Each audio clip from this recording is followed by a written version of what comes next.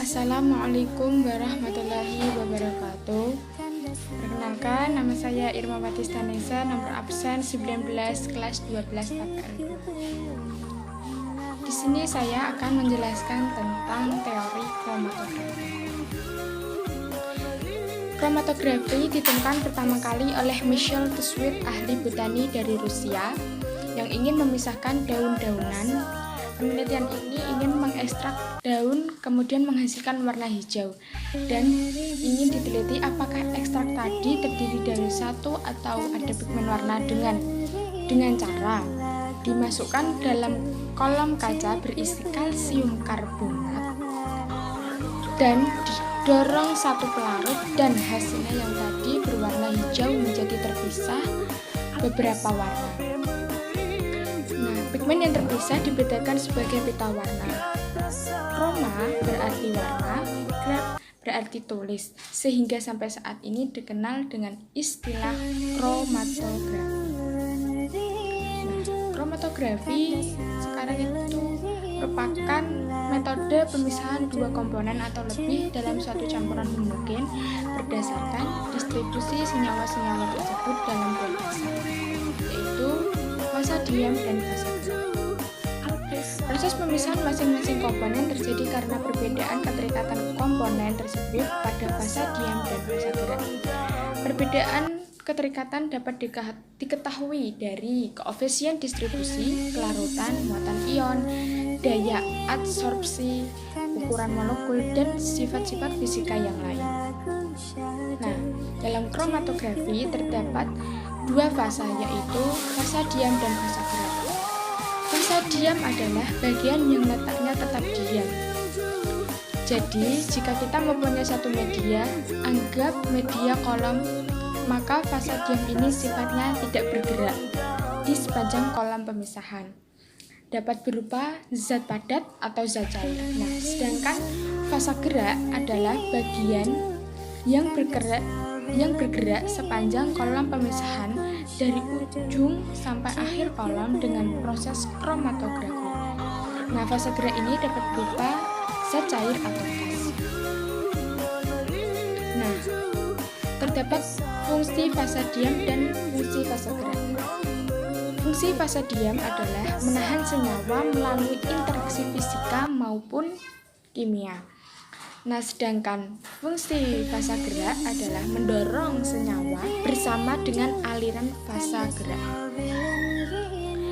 Ilustrasi pertama yaitu menghitung jarak tempuh. Sampel terdiri dari 3 macam senyawa, yaitu kuning, hijau, dan biru, yang dimasukkan pada ujung kolom dan digerakkan oleh fasa gerak yang bergerak dari ujung sampai suatu jarak tertentu selama waktu T. Setelah didorong oleh fasa gerak selama 5 menit, ketiga senyawa tampak terpisah. Setelah 10 menit, semakin terpisah, biru paling cepat dan kuning paling lambat. Setelah 15 menit, proses dihentikan dan ketiga senyawa semakin terpisah. Masing-masing senyawa menempuh jarak yang berbeda dengan waktu yang sama. Bandingan jarak tempuh senyawa terhadap pelarutnya dikenal sebagai faktor retensi atau RF, sehingga senyawa A mempunyai nilai faktor retensi jarak tempuh senyawa dibandingkan pelarutnya.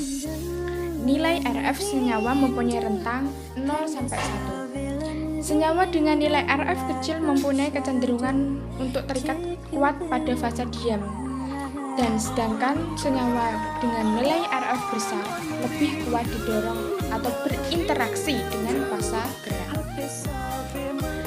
Menghitung nilai RF, jarak tempuh pelarut atau fasa gerak 10 cm, jarak tempuh kuning 3,2 cm, jarak tempuh hijau 6,1 cm, jarak tempuh biru 8,8 cm, maka RF kuning 0,32, RF hijau 0,61, dan RF biru 0,88.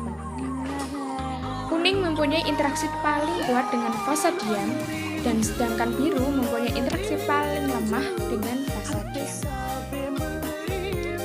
Ilustrasi yang kedua adalah menghitung waktu. Menghitung waktu yang diperlukan oleh senyawa pada jarak yang sama. Cara lain mengidentifikasi pemisahan senyawa dalam kromatografi adalah menghitung waktu referensi atau TR, waktu yang diperlukan oleh suatu senyawa dari inlet atau ujung kolom sampai keluar dari kolom.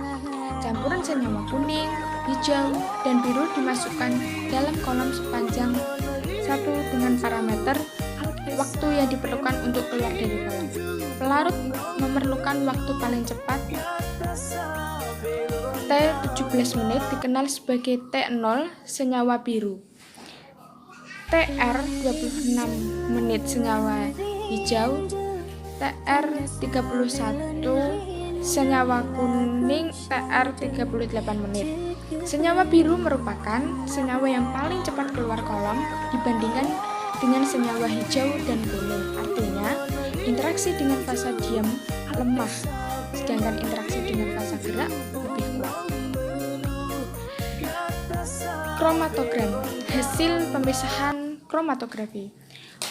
Kromatografi merupakan hubungan antara sumbu X atau sama dengan waktu atau menit dibandingkan dengan sumbu Y intensitas komponen. Jumlah puncak menyatakan jumlah komponen terdapat dalam campuran TR1, TR2, dan TR3. Kuantitas setiap komponen dapat diukur dari luas puncak. Makin besar puncak, makin besar kuantitas komponen tersebut. Waktu retensi atau TR, waktu yang diperlukan suatu komponen keluar dari kolom setelah terjadi interaksi antara fase diam dan fase gerak. T0 adalah waktu pelarut yang diperlukan fase gerak atau pelarut untuk keluar dari kolom. Beberapa kromatografi tidak menggunakan parameter waktu sebagai sumbu X, namun parameter volume fase gerak.